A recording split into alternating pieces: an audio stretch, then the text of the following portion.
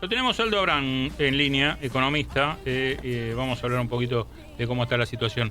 Aldo, Alejandro Diviasi saluda. ¿Cómo andamos? Muy bien, buen día. Un gusto estar charlando con ustedes. Igualmente. Bueno, a ver, el dólar está en el precio que tiene que estar. Está atrasado como reclaman algunos economistas. ¿Cómo ves hoy este panorama? Mirá, yo estoy en desacuerdo con la forma de calcular que algunos economistas tienen cuál es el tipo de cambio que debería haber hoy, ¿no? Tomando promedios de tipos de cambio en el tiempo que no necesariamente reflejan la misma realidad que estamos viviendo ahora, con lo cual sería un milagro que esos valores de dólares que calculan correspondieran al que tendríamos en la Argentina si mañana unificáramos el tipo de cambio. Ahora, que hay un cierto atraso cambiario no me cabe la menor duda, porque si no, iríamos a una unificación cambiaria. Claro.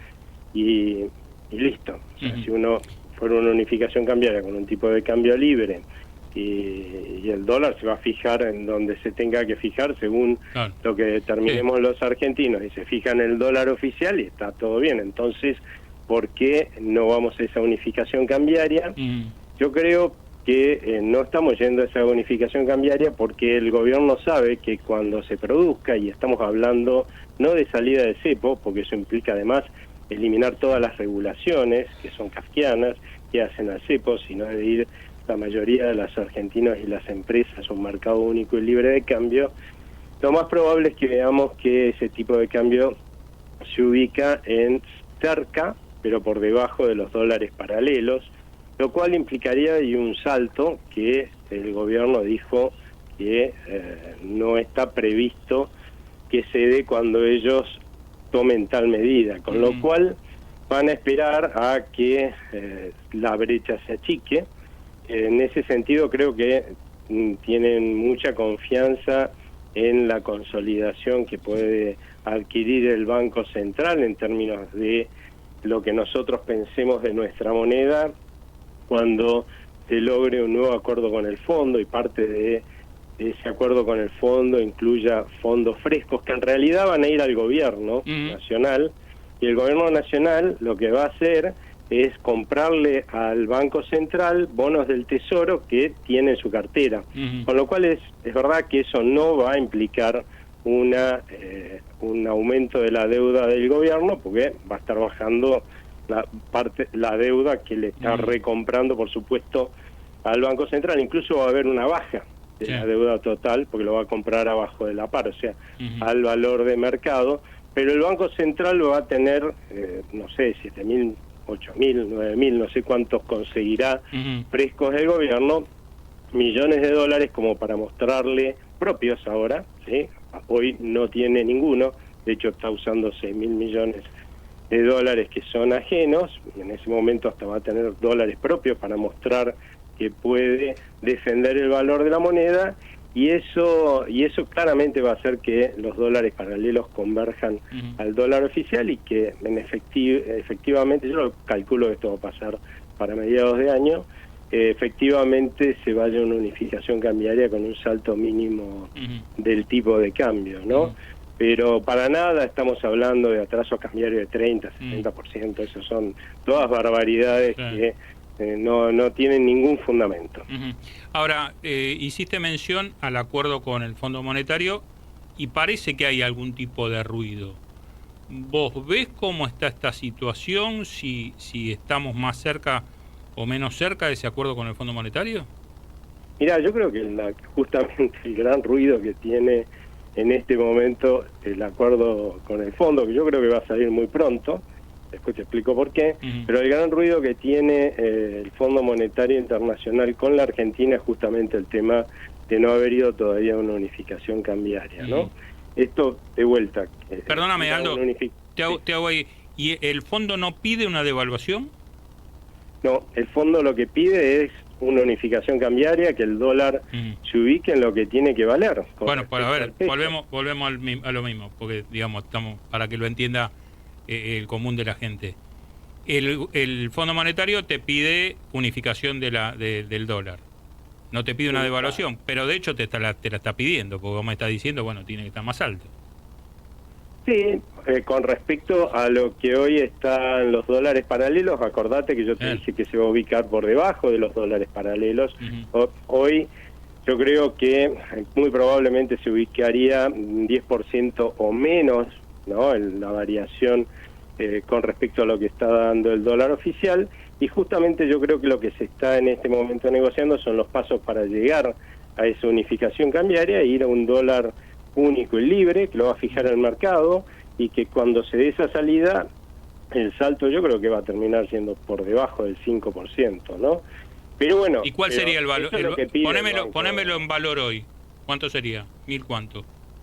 Y yo calculo que va a estar en valores de hoy 1200 o alrededor de algo así. Bien. ¿No? Bien. Pero claramente estamos hablando, yo creo que se va a dar más bien para mediados de año, ¿no? Bien. Yo creo que en este momento estén dadas las condiciones, además todavía no está cerrado el acuerdo con el fondo. O sea que... Hablame, Edgardo Chini, ¿qué tal? Buenos días. Buen día. ¿Te puedo llevar a un tema más micro y no tan macro de la economía? Un poquito tomando como base algo que vos señalabas, ¿no? ¿Por qué no se unifican o por qué no se toma esta medida de liberación del cepo a partir de algunos ruidos que se pueden generar? En el plano de lo micro, ¿cómo se está midiendo el tema de la baja del consumo? ¿Hay alguna situación que haga ruido en lo que tiene que ver con las mediciones en lo que hace al proceso inflacionario?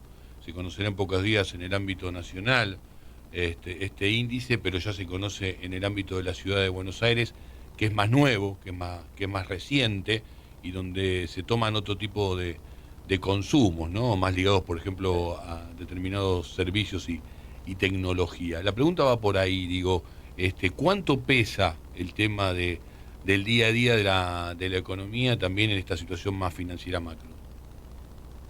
A ver, la verdad es que lo que nosotros estamos viendo hoy es un proceso de recuperación económico, ¿no? Pero que implica también una recuperación del poder adquisitivo de los salarios, de la cantidad de empleo. De hecho, hoy una universidad, la Universidad de Itela, sacó su estimación de pobreza, y el punto más alto de pobreza, de nivel de pobreza, se dio en el mes de marzo, y que, o sea, el primer trimestre, claramente es que el momento en el cual hubo que resolver todos los problemas que dejó la gestión anterior, porque una cosa que hay que acordarse es que el alza de la pobreza empezó en la gestión anterior, la recesión empezó en la gestión anterior, la inflación se gestó en la gestión anterior, y es cierto que cuando vos en la Argentina, como estábamos hablando en 2023, ¿no?, en el segundo semestre, de que íbamos a una crisis, probablemente una crisis hiperinflacionaria, la gente lo que hace inmediatamente es ahorrar en dólares, ¿no? Pensando con estos dólares yo puedo minimizar el impacto de esa crisis en el bienestar de mi familia. Ahora, si estamos hablando de eso, estamos hablando de que todos estamos dejando de consumir e invertir, también las empresas, por supuesto, porque tienen el mismo temor. La demanda interna, que es lo que sostiene una economía cualquiera del mundo, se desploma, y obviamente a quien le vas a vender tu trabajo, tus bienes, te cae el nivel de actividad como un piano, y es lo que vimos, ¿no? Para poder superar este tipo de recesiones, lo que uno tiene que hacer es convencer a la gente que esa crisis no va a venir. Pues llevó, lamentablemente, 3, 4, 5 meses convencer a la gente que no venía una crisis y que empezara a consumir de a poquitito. Los primeros síntomas de recuperación de la demanda interna y también de reactivación se notaron al final del segundo trimestre, se hicieron fuertes a partir del tercer trimestre, y bueno, y a partir de ahí empezás a sumar cada vez más sectores que empiezan a mejorar, más personas que ven aumentar sus ingresos.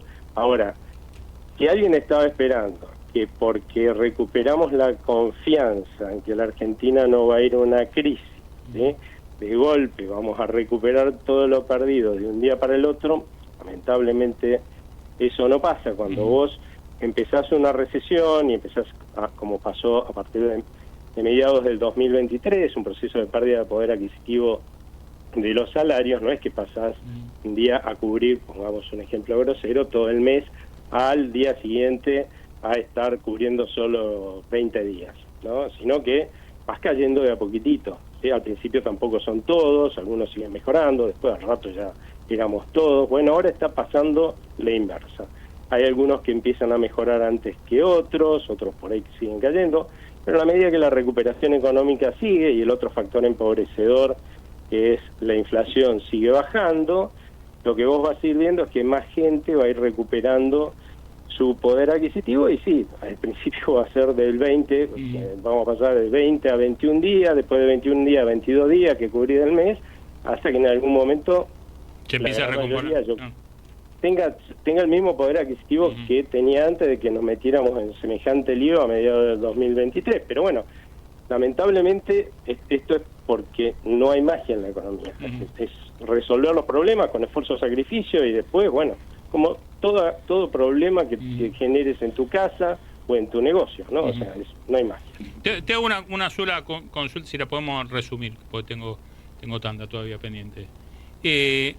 ¿Por qué el gobierno, que pretende ser, por lo menos eso es lo que dice, liberal, y hay un ministro, que es Sturzenegger, que se dedica a desregular todo, se mete en las paritarias privadas? Yo la verdad es que no sé por qué se meten, la verdad que no se deberían meter, pero sí con respecto a lo que se están haciendo en materia de regulación es fenomenal, ¿no? Para los pocos instrumentos que le delegó el Congreso, lamentablemente, con la ley bases diluida dentro del Congreso, estamos viendo un trabajo en términos de lo que hace a reforma del Estado y a desregulación que todo... No, eso lo tenemos. Eso lo tenemos, Aldo. Lo de meterse en las negociaciones de los sindicatos, no sé por qué lo hacen. Yo no lo haría, yo creo que eso tiene que ser libre. Lo peor que puede pasar es que se den salarios más altos de los que los empresarios pueden pagar, y eso lo único que va a traer es más desempleo, lamentablemente. Sí, pero a ver, estamos hablando de empresarios y sindicalistas que se juntan, y vos sabés que ellos a su vez saben cuánto puede ser el aumento salarial. Ningún empresario va a autorizar un aumento que esté por encima de lo que puedan otorgar. Esto ya es historia, digamos, nadie firma algo que no quiere. Estoy de acuerdo, Por eso yo te dije algo que yo no haría. Bien. Pero ponele que, porque supongamos que todos los empresarios que nos juntamos acá y para decidir una convención colectiva, ¿no? Y los gremialistas pensamos que la inflación va a ser más alta de aquí en adelante, le erramos, ¿no? Y es más baja, lamentablemente lo que va a pasar es eso. Lo peor que va a pasar es que no se va a tomar un empleado más en ese sector. ¿Por qué? Porque es caro tomar ese empleado. Digo, a ver qué va a hacer. Habrá más desempleo. Bien. Aldo, te agradecemos, como siempre, el contacto con Radio del Plata. Comparen un poco. Muchas gracias a ustedes. Que tengan buena tarde. Igualmente. Aldo Abraham, economista.